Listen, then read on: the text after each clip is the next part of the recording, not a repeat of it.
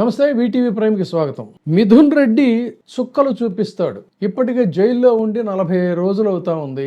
40 రోజుల తర్వాత 40 రోజులు అవుతున్నప్పటికీ కూడా ఆయన్ని జైల్లోనే ఉంచారు తప్ప కనీసం ఆ కేసులో అరెస్ట్ చేసిన తర్వాత ఆయన్ని ఎందుకు అరెస్ట్ చేశారు ఏంటి అనేటువంటి దాని మీద కూడా విచారణకి కూడా మీరు పిలవలేదు అని సాక్షాత్తు ఆ ములాఖత్తులో మిథున్ రెడ్డిని ఆయన తండ్రి గారైనటువంటి పెద్దిరెడ్డి రామచంద్రారెడ్డితో పాటుగా వెళ్లి కలిసి వచ్చిన అనంతరం పేర్ని నాని అక్కడే మీడియా సమావేశాన్ని ఏర్పాటు చేసి మొత్తం ఆంధ్రప్రదేశ్ లో కూటమి ప్రభుత్వం సాగిస్తున్నటువంటి అరాచకాలని తూర్పార పడుతూ ఒక హెచ్చరిక చేశాడు. ఏంటంటే మిథున్ రెడ్డి సహజంగా ఆయన జెంటిల్మెన్, తన స్టైల్ ఆఫ్ ఫంక్షనింగ్ అంతా కూడా చాలా కూల్ గాను ఇదిగా ఉంటుంది. అలాంటి మిథున్ రెడ్డిని మీరు 40 రోజుల పాటు జైల్లో పెట్టారు. కస్టడీకి కూడా పంపించలేదు.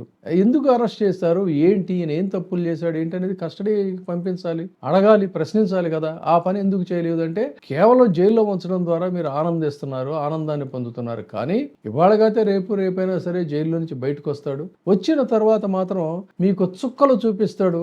పెద్దిరెడ్డి రామచంద్రారెడ్డి గారి పట్ల, వాళ్ళ కుటుంబం పట్ల మీకున్నటువంటి చిరకాల వైరంతో ఆయన ఏమీ చేయలేక అక్రమ కేసులు పెట్టి ఆయన అరెస్టు చేస్తున్నారని చెప్పని సాక్షాత్తు పెద్దిరెడ్డి రామచంద్రారెడ్డి గారి సమక్షంలోనే పేర్ని నాని ఒక హెచ్చరిక చేశాడు. ఏంటంటే మిథున్ రెడ్డి ఖచ్చితంగా ఇవాళకైతే రేపైనా బయటకు వస్తాడు, బయటకు వచ్చిన తర్వాత చూడండి ఎలా ఉంటుందో, ఆయన మీకు చుక్కలు చూపిస్తాడు అని చెప్పని అంటున్నాడు. అంటే ఒక అగ్రెసివ్నెస్ కి పూర్తిగా భిన్నంగా ఉండేటువంటి నేచర్ మిథున్ రెడ్డిది.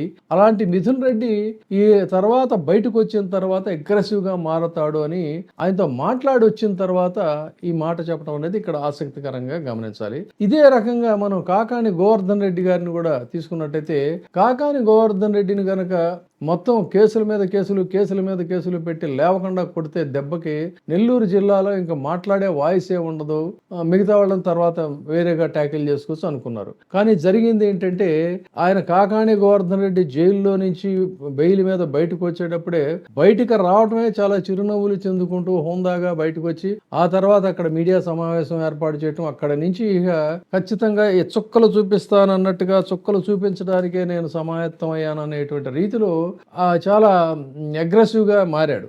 ఆ విధంగానే రేపు మిథున్ రెడ్డి వ్యవహార శైలి కూడా ఉంటుంది అనేది అసలు ఆ మీడియా ముందు కూడా ఏం చేయబోతున్నాం ఏంటనే దాన్ని జనరల్ గా పెద్దిరెడ్డి రామచంద్రారెడ్డి గారు కూడా మాట్లాడాలి. కానీ ఆయన పేర్ని నాని ఇతరులు మాట్లాడుతున్నంత సేపు కూడా ఆయన చాలా సీరియస్ గా గంభీరంగా మొహం పెట్టుకుని ఉన్నారు. ఆ తర్వాత వెళ్ళిపోయారంటే ఆయనలో పుత్రుడి మీద జరుగుతున్నటువంటి ఈ అకారణ అరెస్టుల పట్ల ఎంతగా రగిలిపోతున్నాడు అనేది ఆయన హావభావాల్లో చూస్తేనే మనకు ప్రస్ఫుటం అయింది. సో ఈ రకంగా ఎక్కడికక్కడ వీళ్ళందరినీ కూడా కట్టడి చేసి అరెస్టులు చేసి వాళ్ళలో ఉన్నటువంటి అహాన్ని దెబ్బతీయటం ద్వారా దీన్ని మీరు ఎలా తట్టుకుంటారు? ఈరోజు మీకు అధికారం ఉంటే ఉండొచ్చు కాక, కానీ ప్రొసీజరల్ గా ఉంటే ప్రజలు కూడా హర్షిస్తారు. కానీ జనం హర్షించినటువంటి ఈ పనులన్నీ చేసినట్టయితే రేపు భవిష్యత్తులో మీరు దీన్ని ఎలా తట్టుకొని నిలబడతారని చూడాలంటే, తట్టుకొని నిలబడతామనేటువంటిది అయితే చాలా కాన్ఫిడెంట్గా ఉన్నారు. ఆ కాన్ఫిడెంట్ గా ఉండేటువంటి దీంట్లోనే దమ్ముంటే చూసుకుందాం, 29లో కూడా పులివెందుల మాదే అని చెప్పని చంద్రబాబు నాయుడు గారు హెచ్చరిస్తున్నారు. అంటే కేవలం జడ్పీటీసీ ఎన్నికల్లో జరిగినటువంటి వ్యవహారానికి సంబంధించి రేపు మొత్తం యావత్ ఎలక్షన్లంతా కూడా ఇదే రకంగా సాగించవచ్చు అనుకుంటున్నారు. కానీ where there is action there is always counter reaction అనేది ఉంటుంది. ఈ కౌంటర్ రియాక్షన్ ఎందుకు ఉందంటే, మీరు అసలు ఆల్రెడీ మీ స్ట్రాటజీని ఒకసారి ఓపెన్ చేశారు. ఒక ఫార్ములా ఒకసారే పనిచేస్తుంది తప్ప, అంటే when it is not a fair formula అయితే మీరు ఎన్నిసార్లు అయినా ఉపయోగించవచ్చు. ఆ ఫార్ములా ఫెయిర్ రూట్లో కాదు అన్నప్పుడు డెఫినెట్గా దానికి ఒక రెమెడీ ఉంటుంది. ఆ పరిస్థితుల్లో జడ్పీటీసీ కోసం అంటే ఇతర గ్రామాల నుంచి అందరూ కూడా తీసుకురాగలిగారు. కానీ అసెంబ్లీ ఎలక్షన్లు ఏకకాలంలో జరుగుతాయి, ఎక్కడికక్కడే జరుగుతాయి. సో ఈ ఫార్ములా అక్కడ అప్లికబుల్ కాదు. మరి ఏ రకంగా మీరు దీన్ని సాధించవచ్చు అనుకుంటున్నారో, ఇదే దౌర్జన్యం ఇదే అప్పటికి కూడా ఇంకా కంటిన్యూ అవుతుందని చెప్పి ప్రజలు భయభ్రాంతులై నోరు మూసుకొని ఉంటారా అనేది కూడా మీరు ఇక్కడ ఆలోచించాలి. ఆలోచించాలి. సో ఈ క్రమంలోనే రేపు మిథున్ రెడ్డి గారు కనుక జైల్లో నుంచి బయటకు వచ్చిన తర్వాత వాళ్ళ వ్యూహాలకు ఖచ్చితంగా తండ్రి కొడుకులు పదును పెడతారు. పదును పెట్టినట్టు అందులో మోరోవర్ ఏంటంటే ఇంత టఫెస్ట్ పొజిషన్ లో కూడా తండ్రి కొడుకులు ఇద్దరు కూడా ఓడిపోలేదంటేనే స్థానికంగా వాళ్ళకు ఉన్నటువంటి బలం ఏంటనేది కూడా మనం ఇక్కడ అర్థం చేసుకోవచ్చు.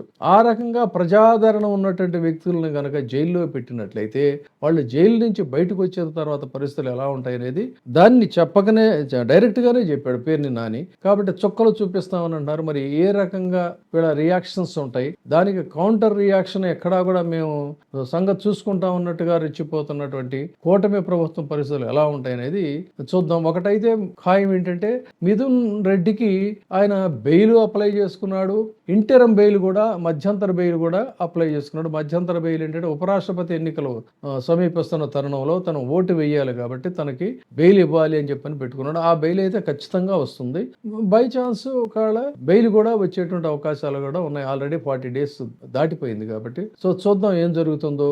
మరి పేర్ని నాని చెప్పినట్టు హెచ్చరిస్తున్నట్టుగా మిథున్ రెడ్డి బయటకు వచ్చి చుక్కలు చూపిస్తాడు అని చెప్పని అంటున్నాడు. ఇది కూడా ఒక ఆసక్తికరమైనటువంటి స్టేట్మెంట్. మాట్లాడి వచ్చిన తర్వాత ఆ మాట అన్నాడు అంటే లోపల ఏం చర్చ జరిగి ఉంటుందనేది కూడా మనం ఊహించుకోవచ్చు. Thank you.